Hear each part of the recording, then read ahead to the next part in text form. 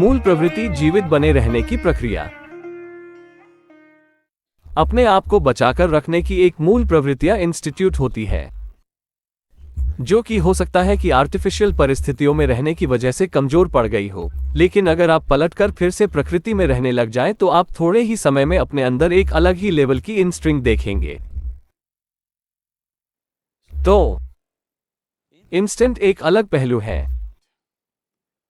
Intuition या सहज ज्ञान एक अलग पहलू है। इंस्टिंक्ट भौतिक बोध का एक विशेष आयाम है, इंट्यूशन नहीं है। इंट्यूशन बस गणना करने का एक अलग आयाम है, जानकारी वही है। लॉजिक से 1 2 3 4 5 स्टेप, इंट्यूशन से टक्कर के एक स्टेप में। ये बस यही है। So how develop intuition? यार, वेरियस मेथड्स टू इंट्यूशन को कैसे विकसित किया जाए, इसके कई तरीके हैं। जो शांभवी महामुद्रा आप करते हैं वो निश्चित रूप से आपका इंट्यूशन बढ़ाती है, पर जानबूझकर इसे बढ़ाने की कोशिश मत कीजिएगा, नहीं तो आप अंदाजा लगाने लग जाएंगे। अंदाजा लगाना ही ट्यूशन नहीं है। इंट्यूशन मतलब आपको बिल्कुल पता है, साफ पता है, इतना कि आप इस पर अपना जीवन दांव लगा सकते हैं। अंदाजे वाला काम आपको बहुत सारी कंफ्यूजन की ओर ले जाएगा, और ये मेरी गट फीलिंग है। कुछ लोग ऐसे होते हैं, उनका पेट हमेशा कुछ बोलता रहता है। मुझे लगता है शायद खराब खाने की वजह से। तो इंट्यूशन को विकसित करने के कुछ खास तरीके मौजूद हैं। योग के कुछ खास सिस्टम है जिनका झुकाव पूरी तरह से बाईं ओर है। यहां मेरे साथ इस तरह के कार्यक्रम में आप जो योग सीख रहे हैं, हम राइट और लेफ्ट के बीच एक संतुलन लाना चाहते हैं, क्योंकि आप एक सामान्य जीवन जीना चाहते हैं।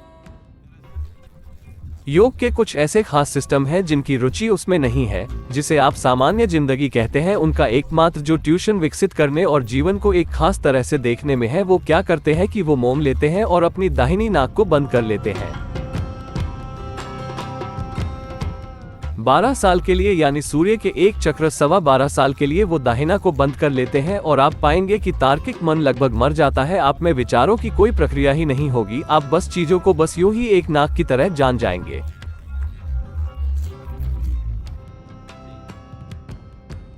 देखिए, अगर आपने कभी सांपों को पकड़ा है, नहीं, अगर आप एक सांप को पकड़े, खासकर नाक को, इसमें इतना बोध होता है। आप शिव के साथ नाग को इसीलिए देखते हैं क्योंकि एक समय पर हर योगी अपने साथ एक सांप रखता था। अभी कल ही कोई मुझे याद दिला रहा था कि कैसे मैडली संस्कृति में, खासकर ईसाई रहस्यवाद में,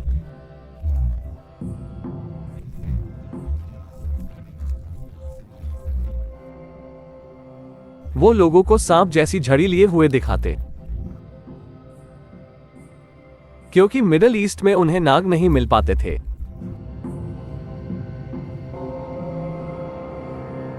वो वैसे ही झड़ी बनाते थे या एक प्राकृतिक लकड़ी ढूंढ लेते थे जो नाग की तरह दिखती थी और उसको इस्तेमाल करने की कोशिश करते थे।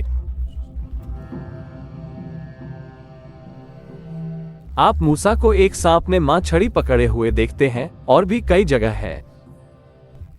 लेकिन भारत में योगियों ने हमेशा अपने साथ एक जिंदा नाग रखा।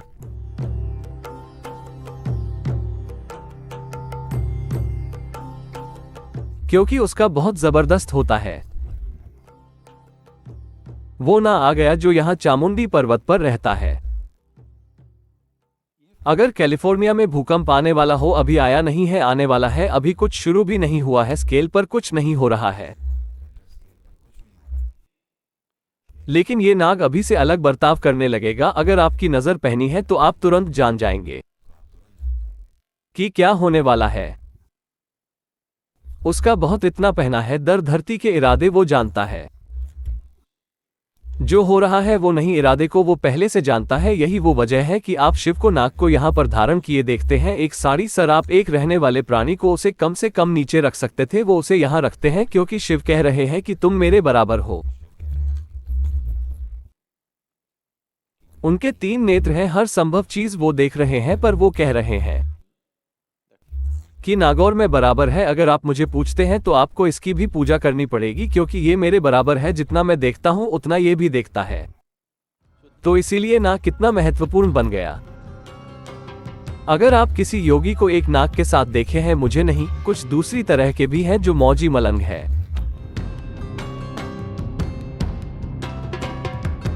जिनके हाथ में कोबरा होगा और जिनके बाएं हाथ में हरे कांच की चूड़ियां होंगी। अगर आप उन्हें देखें और अगर आप उनकी नाक को देखे हैं तो आप पाएंगे कि उन्होंने मोम की मदद से अपनी दाहिनी नाक को सील कर रखा है, और अगर आपने देखा कि मोम नहीं है तो इसका मतलब है कि उन्होंने अपने 12.25 साल का शौर्य चक्र पूरा कर लिया है और उनका साथ करने योग्य है।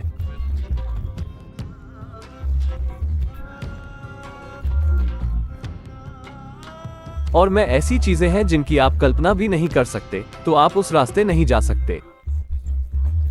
आप क्या कर सकते हैं कि तो सिंपल प्रैक्टिस सब शांभवी डेफिनेटली ओपन सब डायमेंशन। आप शांभवी का सरल अभ्यास करें जो निश्चित रूप से उस आयाम को खोलता है, पर इससे पहले कि आप इंट्यूशन में जाएं, ये बहुत जरूरी है कि आपके जीवन का तार्किक आयाम बिल्कुल ठीक तरह से स्थापित हो, नहीं तो हर मूर्ख जो सीधा सीधा तो सोच नहीं सकता वो सोचेगा कि उसमें इंट्यूशन है।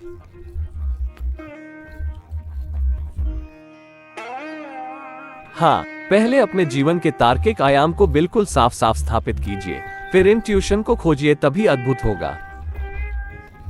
पर लॉजिक को स्थापित किए बिना अगर आप इंट्यूशन में जाने की कोशिश करेंगे तो आप बस कंफ्यूजन की दुनिया में चले जाएंगे।